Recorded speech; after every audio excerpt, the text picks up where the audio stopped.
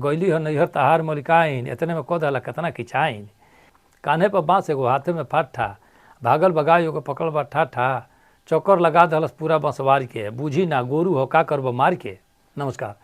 देखिए बिल्कुल घटल घटना के चित्रण करता नहीं। हमारे घर जैसे चूँकि हमारा पिताजी 3 भाई, सबसे छोट जाने चाचा के हमारा नूनू नूनू हमने कहल जाए उनके। तो उनके एगो गाय बहुत भगेड़ू कहल जाला ओकरा के, बहुत भगेड़ू हरही गाय हरही। तो उ रहे संजोग से उनकी घर के चाची बड़ी हमरा उहे कड़ावल बांधल करत रही। उस दिन रहली नाई संजोग से नैहर चल गई। अब वो अकेले नूनू हमरा रहल घरे, गाय तो तुरा दहलस, तुरा के बंसवारी हमारे यहाँ 10-12 बीघा 15 बीघा के बंसवारी में घुस गए। पीछे से लाठी को लेके इहो घुसने कि चल चलते आज हम खलिया बानी देखी कहाँ ले चले ले। गाय आगे आगे पीछे पीछे ही भागल जाता ना। बाँसे में अंदर बंसवारी में घुसना तो वो पलमस पूरा बाँसे के अधघट टूट के नकद 10-12 हाथ के गिरल है। बस वो उठा ले कान्हे पर धल है। अब एगो पलवों से एगो लाठी 2 गो जब देखलस गाय तो पूँछ उठा के सीधे बाँस के 5-6 चक्कर लगौलस। चिलैने हम पूर्व पर बैठ के या पूर्व पर दुआर बटले पर घर के हम बैठ के सुबह बैठल नहीं तो देखने के इनके दौड़ कहें कि चल चल चल आज हम खलिए बानी। जितना देर में घुरी होलो उतना देर में वो कविता हम लिखनी सुनी। कान्हे पर बाँस एगो हाथे में फाठा, कान्हे पर बाँस एगो हाथे में फाठा, भागल बगाई एगो पकड़ल बा ठाठा।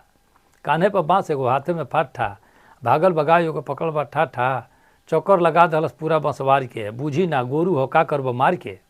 चक्कर लगा दलस पूरा बंसवार के, बूझी ना गोरू हो का करबो मार के।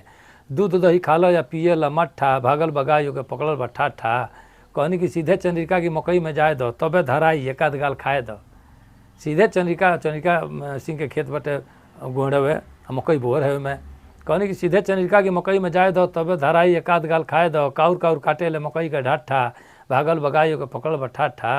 आ गैली हो नैहर तहार मलिकाइन, इतने में कह दहला केतना किचाइन। मर जाई पूजी बैठ जाई भाठा, आ भागल बगाई के पकड़ल बा ठाठा, भागल बगाई के पकड़ल बा ठाठा। 4 जने घेरे ले 4 ओर जाके, 4 जने घेरे ले 4 ओर जाके, टप जने बिछही से पूछ तरना के। आ भागे में बूढ़ी नहीं बाटे ई पाठा, भागे में बूढ़ी नहीं बाटे ई पाठा, भागल बगाई के पकड़ल बा ठाठा, भागल बगाई के पकड़ल बा ठाठा। एक बार पुनः आप सब निवेदन मित्रों, अगर आपको वीडियो अच्छा लगे तो अपने मित्रों में शेयर करिएगा। वीडियो अगर यूट्यूब से देखते हैं तो आप सब्सक्राइब करिए चैनल को, बेल आइकन दबाइए और अपनी टिप्पणी भी हमारे पास तक संप्रेषित करिए। अगले वीडियो मिलते हैं। नमस्कार।